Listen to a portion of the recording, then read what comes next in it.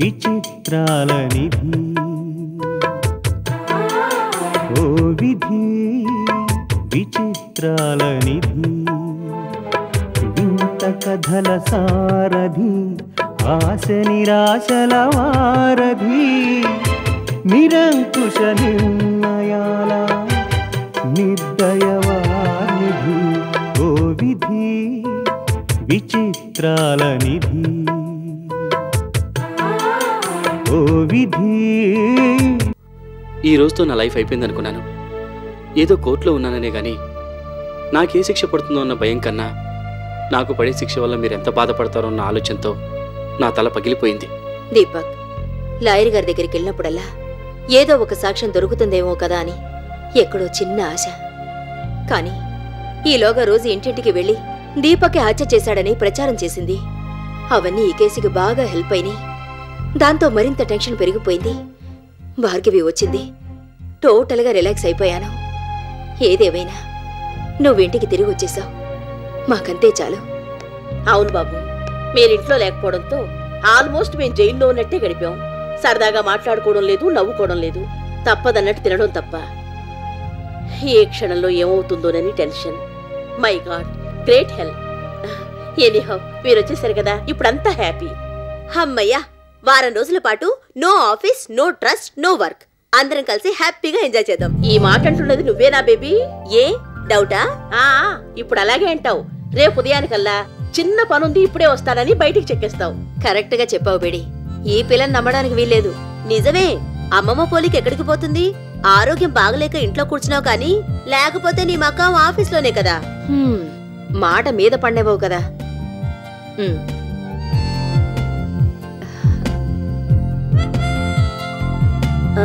అమ్మమ్మ, చిన్న రిక్వెస్ట్. ఏమిటమ్మా? మన ఆఫీస్లో పిఏ పోస్ట్ ఖాళీగా ఉంది కదా. భార్గవి అని నాకు తెలిసిన అమ్మాయి ఉంది. ఆ పోస్ట్ ఆ అమ్మాయికి ఇప్పిస్తావేమోనని. అల్లరి పిల్ల, అప్పుడే మావిని ఆట పట్టించడం మొదలు పెట్టావు. నీ పని ఇప్పుడు కాదు, తర్వాత చెప్తారు.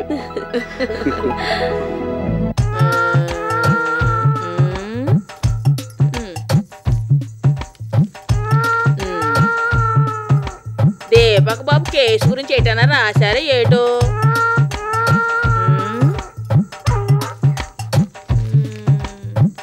శశాక్, మనకేమో బొమ్మలు చూడడం తప్ప చదవడం చేత కాదాయే.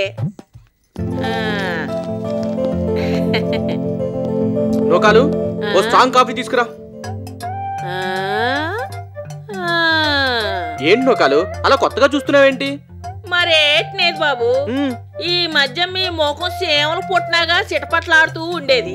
ఇప్పుడేమో కొత్త చింతపండేసి బాగా తోమిని ఇత్తడి చెమ్మునాగా తల ఆడిపోతుంటేను సంతోషం అనిపించి చూస్తున్నాను. నిజమే నోకాలు, ఒక విచిత్రం జరిగింది. చనిపోయిందనుకున్న భార్గవి బ్రతికొచ్చింది. నాన్న నిర్దోషిగా విడుదల చేశారు. భార్గవి 2 నెలలు ఊళ్ళో లేకపోతే ఏదో శవాన్ని చూసి అది భార్గవదేనని పొరపాటు పడడం జరిగిందని తేలింది. దాంతో కేసు కొట్టారు. నిజమే బాబు, ఎంత మంచి కబురు చెప్పారు. పోలేండి బాబు, మొత్తానికి అంత మంచే జరిగింది. అయినా ఇదంతా పోలీసులు చేసిన నిర్వాహకం. లేకపోతే ఈ కట్టాలు ఉండేవి కావు, ఈ కేసులు ఉండేవి కావు. వాళ్ళ డ్యూటీ వాళ్ళు చేశారు. ఇందులో వాళ్ళు తప్పే ఉంది నోకాలు. అదేంటి బాబు అలాగంటారు? ఏదో శవం దొరకడం ఏంటి, దాన్ని చూసి వీళ్ళు భార్గవ శవం అనుకోవడం ఏంటి, ఈ అత్తే నాన్నగారే చేశారని జైలు ఎట్టడం ఏంటి, ఉరిసి చేసేయడానికి కూడా సిద్ధపడిపోవడం ఏంటి బాబు? వాళ్ళేం చేస్తారు నోకాలు, ఆ శవం మొహం గుర్తుపట్టడానికి వీలు లేకుండా ఉంది. పైగా 2 రోజులు నీళ్ళలో నానుంది. వాళ్ళు మాత్రం ఎలా గుర్తుపడతారు? అదీగాక ఆ శవం దొరికే సమయానికి భార్గవి కనిపించడం లేదని భార్గవి తల్లి పోలీస్ రిపోర్ట్ ఇచ్చింది. అసలే కూతురు కోసం బెంగపెట్టుకున్న ఆ తల్లి ఆ శవాన్ని చూసి తన కూతురిదేనని పొరపడింది. కన్న తల్లి ఆ శవం భార్గవదని చెప్పడంతో వాళ్ళు కూడా అది నిజమని నమ్మేశారు. ఆ అమ్మ చెప్పిందని నమ్మేశారో, లేకపోతే మీ గ్యాని గారు డబ్బులిచ్చి అందరు నోళ్లు మూంచేసి ఆ శవం భార్గవదని అబద్ధాలు చెప్పించేశారో ఎవరికి తెలుసు?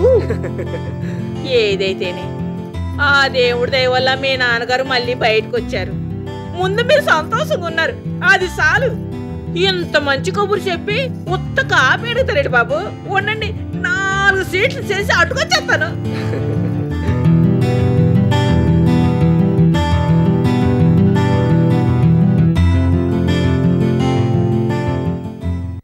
ఇదెక్కడ విడ్డూరమే అమ్మా. బతికున్న మనిషిని చనిపోయిందని చెప్పాల్సిన అవసరం ఏమొచ్చింది? ఇన్ని రోజులు రోజీ దగ్గరే ఉండి ఇన్ని విషయాలు తెలిసి నువ్వెలా ఊరుకున్నావు? పైగా రోజీయే వచ్చి నువ్వు చనిపోయావని సానుభూతి చూపించి దీపక్కి నిన్ను చంపాడని చెప్పింది. రోజీ కలబులి కబుర్లు, సానుభూతి మాటలు ఇవన్నీ నిజమేనని నమ్మి నేను కూడా మాయలో పడిపోయాను. నువ్వు గర్భవతి అవ్వటానికి కారణం దీపక్కేనని కోర్టులో సాక్ష్యం కూడా చెప్పానమ్మా. ఏదేముడో కరుణించబట్టి సరిపోయింది, కానీ లేకపోతే అన్యాయంగా ఓ మంచి మనిషి ప్రాణం తీసిన పాపం మనల్ని చుట్టుకొని మొత్తం మనమంతా నాశనం అయిపోయేవాళ్ళం. నిన్న రాత్రి కూడా రోజీ వచ్చింది, కానీ నువ్వు బతికే ఉన్నావన్న విషయం అప్పుడు కూడా మాకు చెప్పలేదు. భార్గవి, తల్లిని కాబట్టి ఓ మాట అడుగుతున్నాను. రోజీ చెప్పినట్లలా చేసి దీపక్ కుటుంబానికి అన్యాయం చేశావు. వాళ్ళకి దూరం అయిపోయావు. చెడ్డదానివని, చెడిపోయిన దానివని ముద్ర వేయించుకున్నావు. ఆఖరికి అందరూ నిన్ను చూసి అసహించుకునేలా చేసుకున్నావు. ఇవన్నీ తెలిసి కూడా మళ్ళీ రోజీ చెప్పిందని ఎందుకింత పనిచేశావు? చనిపోయినట్టు నాటకం ఆడాల్సిన అవసరం ఏమొచ్చింది? ఎంత డబ్బు కోసమైనా ఇంత నీచమైన పనులు చేయాలా? ఇంతలా దిగజారిపోవాలా? మనుషుల ప్రాణాలతో ఆడుకోవాలా? అంటే నువ్వింకా నన్ను అనుమానిస్తున్నావమ్మా? బతికుండి చనిపోయినట్టు నాటకం ఆడటం ఎంత దారుణం. మనుషులన్న వాళ్ళెవరూ ఇలాంటి పని చేయటానికి ఒప్పుకోరు. నువ్వెలా ఒప్పుకున్నావమ్మా? నేను చనిపోయానని అందరినీ నమ్మించి రోజీ ఇంత నాటకం ఆడిందని నాకు నిన్నటి వరకు తెలీదమ్మా. దీపక్ జైల్లో ఉన్నాడని కానీ అతనికి ఉరిశిక్ష పడబోతుందన్న విషయం కానీ నాకు తెలియనివ్వలేదు. తెలియకుండా ఎలా ఉన్నావక్క? ఆవిడ చెప్పకపోతే పోయింది. పేపర్లు, ఫోన్లు ఏవీ లేవా? ఒక ఫోన్ చేసినా ఈ విషయాలన్నీ తెలిసేవి కదా. ఆ అవకాశం లేదు శిరీష. అవేవి నాకు అందుబాటులో లేకుండా చేసింది. బయట వాళ్ళ ద్వారానైనా తెలుస్తాయని ఎవరినీ లోపలికి రానివ్వకుండా కట్టుబాటు చేసింది. నేనెక్కడికి కదలకుండా తన మనుషుల్ని కాపలా పెట్టింది. అంత చేసినా నీకు అనుమానం రాలేదా? ఎందుకు ఇదంతా చేస్తున్నావని అడగలేదా? అడిగాను, కానీ నిజం చెప్పలేదు. దీపక్ని మోసం చేశావని అందరికీ తెలిసిపోయింది. ఈ పరిస్థితుల్లో నువ్వు బయట ఉండడం మంచిది కాదని అబద్ధాలు చెప్పింది. ఇవన్నీ అలా ఉంచు భార్గవి. దీపక్కి క్షమాపణ చెప్పడానికి వెళ్ళిన నువ్వు మళ్ళీ రోజీని ఎందుకు కలిశావు? ఆవిడ చెప్పినట్టులా చేయటానికి ఒప్పుకొని చేసిన తప్పే మళ్ళీ ఎందుకు చేశావు? చెప్తానమ్మా. ఆ రోజు నువ్వు చెప్పినట్టుగానే దీపక్ని క్షమించమని అడగడానికి వెళ్ళాను. కోపంలో ఉన్న దీపక్ నేనేం చెప్పినా వినిపించుకోలేదు. ఎంత బతిమాలినా నమ్మలేదు, క్షమించలేదు. అసహించుకొని వెళ్ళిపోయాడు. దీపక్ వెళ్ళగానే రోజీ వచ్చింది.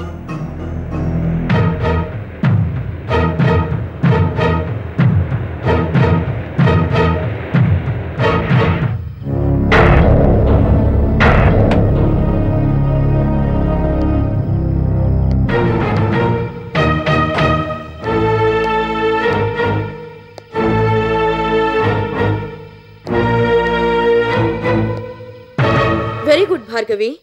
నిన్ను చీకొట్టిన వాణ్ణి కూడా మళ్ళీ ఫోన్ చేసి పిలిపించుకున్నావంటే రియల్లీ గ్రేట్. నువ్వు అంతలా మోసం చేసావని తెలిసినా పిలవగానే పరిగెత్తుకొచ్చాడంటే ఇంకా ఎక్కడో నీ మీద మోజు మిగిలిందన్నమాట. ఇంతకీ ఏమంటున్నాడు నీ అమర ప్రేమికుడు? చేసిన తప్పుకు తలెత్తుకోలేక సిగ్గుతో చేస్తూ ఉంటే మీకు వేళాకోళంగానూ వెటకారంగానూ ఉందా మేడం?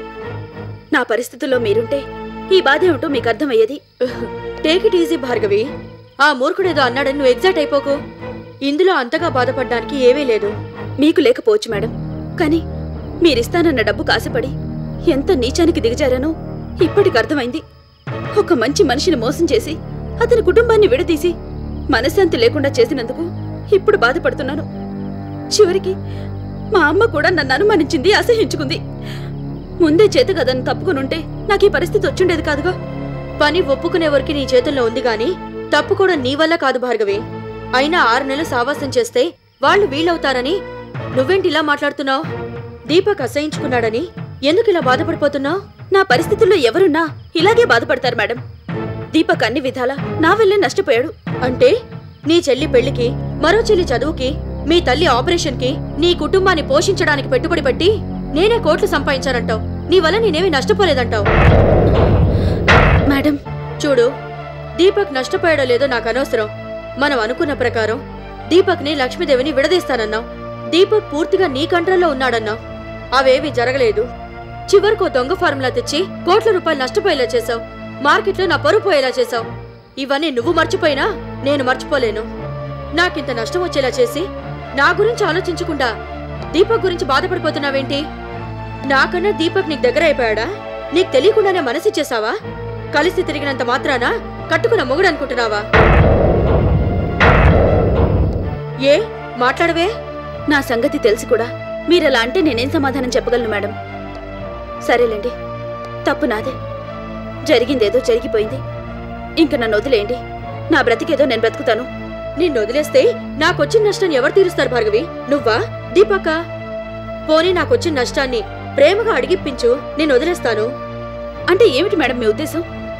నన్ను ఇంతకన్నా నీచమైన పనులు చేయమంటారా? ఇలా మోసాలు చేస్తూనే బతకమంటారా? పూర్తిగా దిగజారిపోమంటారా? ఏం చేయమంటారు? నువ్వేమీ చేయకపోవడమే నాకు కావాలి. మేడం, అవును భార్గవి, నువ్వేమీ చెయ్యకపోవడమే నాకు కావాలి. నేను చెప్పేది జాగ్రత్తగా విను. ఇప్పుడు నువ్వు నాతో పాటు రావాలి. నేను చెప్పిన చోట ఉండాలి. అక్కడ నీకు అన్ని సౌకర్యాలు ఉంటాయి. ఓ మహారాణిలా బ్రతికే ఏర్పాట్లు చేస్తాను. నువ్వు వచ్చి అక్కడ ఉంటే చాలు. ఉండి ఏం చేయాలి మేడం? ఏమీ చెయ్యక్కర్లేదని ముందే చెప్పాను కదా. ఎందుకు ఏమిటి అని అడగకుండా నేను చెప్పినంత వరకు అక్కడే ఉండాలి. అదేమిటి మేడం, మా వాళ్ళనందరినీ వదిలేసి ఎక్కడ ఉండడం ఏమిటి? నేను లేకపోతే వాళ్ళు ఏమైపోతారు? ఏమీ అయిపోరు. మొత్తం నీ కుటుంబం బాధ్యత అంతా నేను తీసుకుంటాను. వాళ్ళకి ఏ లోటు రానివ్వను. నువ్వు లేనన్ని రోజులు సుఖంగా సంతోషంగా ఉండేలా చూస్తాను. నాకంతా అయోమయంగా ఉంది మేడం. మీరు చెప్పిందేమీ నాకు అర్థం కావడం లేదు. మీ మీద ఉన్న కృతజ్ఞతతో ఇంతవరకు మీరు చెప్పిందల్లా చేశాను. ఇంక నా వల్ల కాదు. నన్ను వదిలేయండి. భార్గవి, మూర్ఖంగా మాట్లాడుకో. సాఫ్ట్ డ్రింక్ లో నీ వల్ల నేను నష్టపోయిన డబ్బు తిరిగి రాబట్టుకోవడానికి నా ప్లాన్లు నాకున్నాయి. అందులో భాగంగానే నువ్వొచ్చి నేను చెప్పిన చోటు ఉండమంటున్నాను. అంతే. నేను చెప్పేంత వరకే అక్కడ ఉంటావు, మళ్ళీ తిరిగి వచ్చేస్తావు. ఇందులో కాదనడానికి ఏముంది?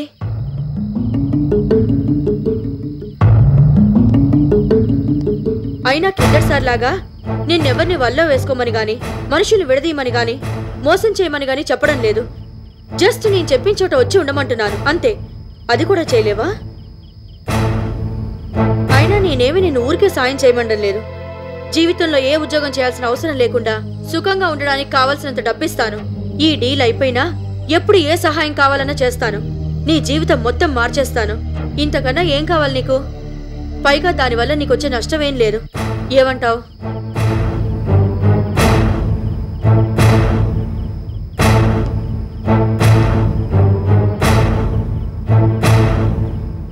ఆలోచించుకోవడానికి నాకు కాస్త టైం కావాలి మేడం. సారీ భార్గవి, ఆలోచించడానికి మనకంత టైం లేదు. ఒక్క క్షణం ఆలస్యం చేసినా నా ప్లాన్లు మొత్తం ఫెయిల్ అయిపోతాయి. దానివల్ల ఇద్దరే నష్టపోతాం. నీకు ఇంకా ఏమైనా అనుమానాలుంటే కార్లో వెళ్తూ మాట్లాడుకుందాం. ముందు కారెక్కు. కమాన్ భార్గవి, వయసులో చిన్నదానివి. ఇంత డల్గా సెంటిమెంటల్గా ఉంటే ఎలా? కొంచెం షార్ప్గా యాక్టివ్గా ఉండాలి.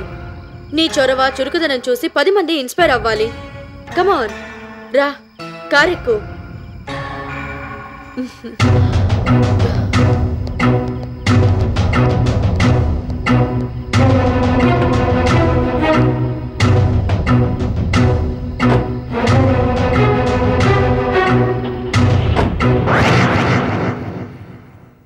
అలా ఆలోచించడానికి కూడా టైం ఇవ్వకుండా రోజీ నన్ను తనతో పాటు తీసుకువెళ్ళిపోయింది.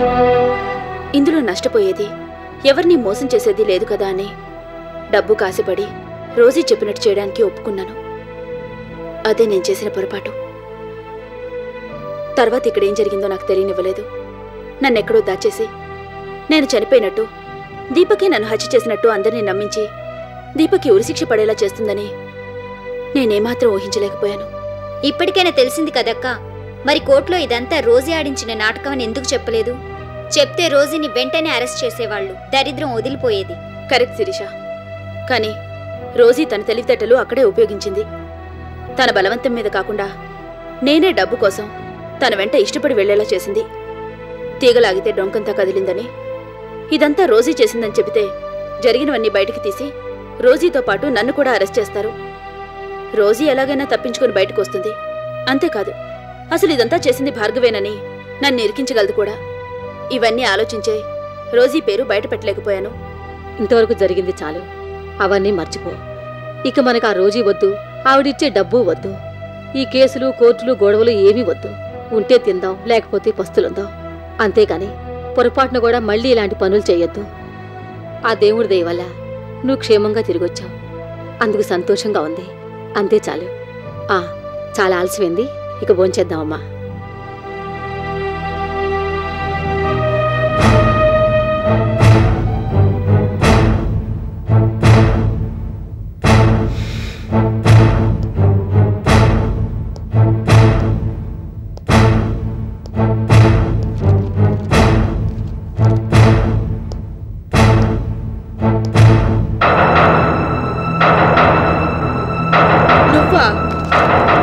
పెట్టకుండా అక్కడి నుంచి పారిపోయి నా ప్లాన్స్ అన్ని అప్సెట్ చేసి మళ్ళీ ఎందుకు వచ్చావు ఇక్కడికి?